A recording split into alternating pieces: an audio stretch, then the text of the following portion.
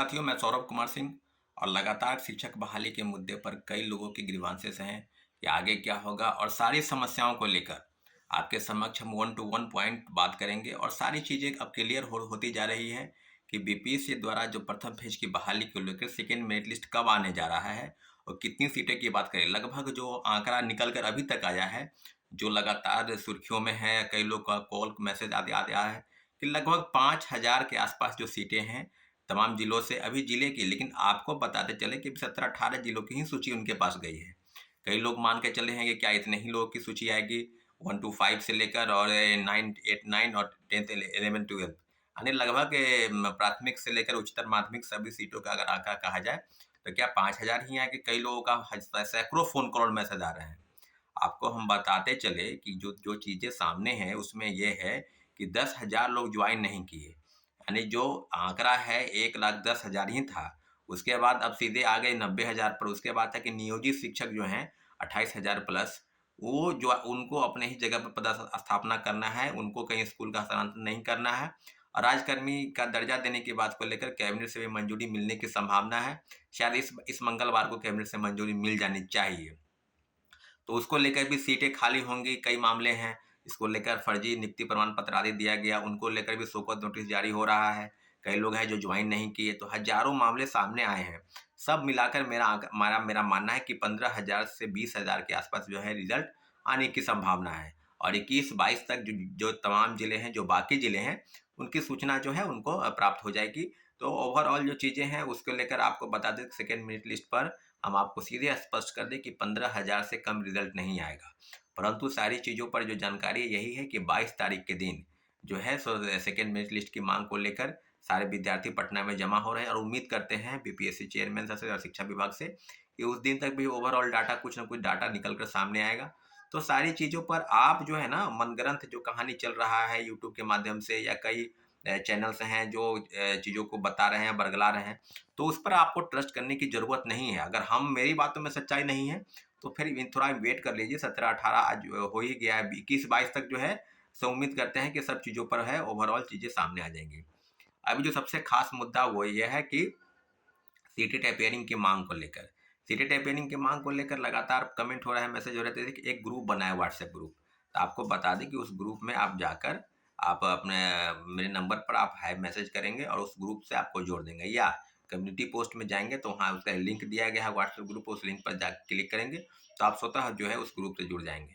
अभी जो केस करने की बात है तो केस होगा ही, ज़रूर होगा। आप लोगों से आग्रह है कि आप लोग आर्थिक सहायता करते जाएँ ताकि केस के संबंध में जो भी चीज़ें हैं रिगार्डिंग वो सब क्लियर हो जाएँगी। तो सारी चीज़ों पर आपको बता दें सीटें टेपरिंग को लेकर कई मामले हैं, तो हाई कोर्ट का भी एक निर्देश मिला था बिहार सरकार को कि बीटेट की परीक्षा प्रत्येक साल करानी चाहिए, करानी होगी आपको। बिहार सरकार ने इसके लिए हामी भी भरी थी, परंतु कोई 2016 के बाद अभी तक बीटेट की परीक्षाएँ नहीं हुई है।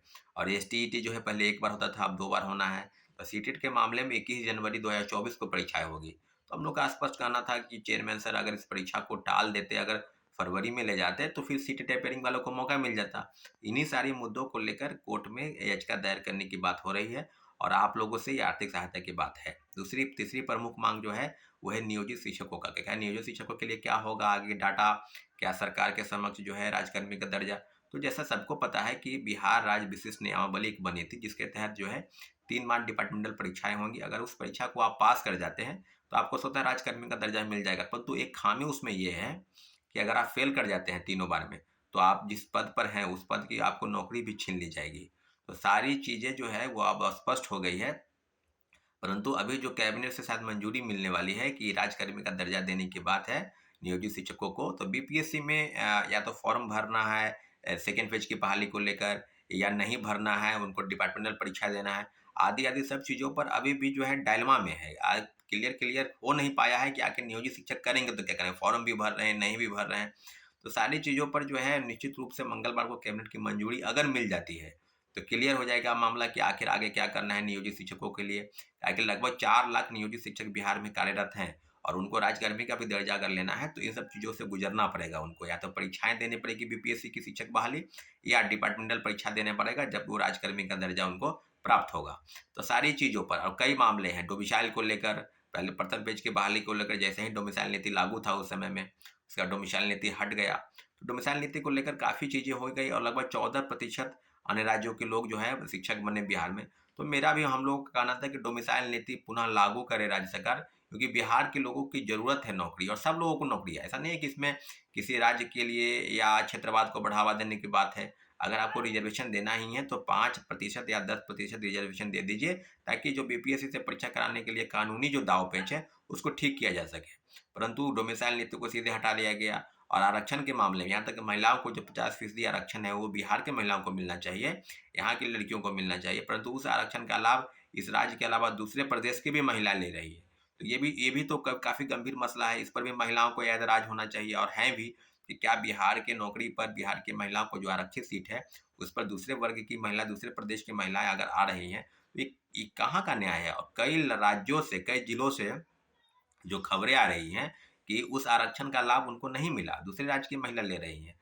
तो कई मामले फर्जीवाड़ा तरीके से कई नियुक्ति पर प्रमाण पत्र पा लिए, तो उसको लेकर तो काफ़ी चीज़ें हैं। इसलिए साथियों, आपसे आग्रह है कि आप एक-एक चीज़ पर फ़ोकस करें। अगर कहीं कुछ गड़बड़ होता है तो हमारे नंबर पर कॉल या मैसेज करके आप बताएँ, सूचना करें, सूचित करें। हम उसको ज़रूर अपने माध्यम से उसको दिखवाने का प्रयास करेंगे।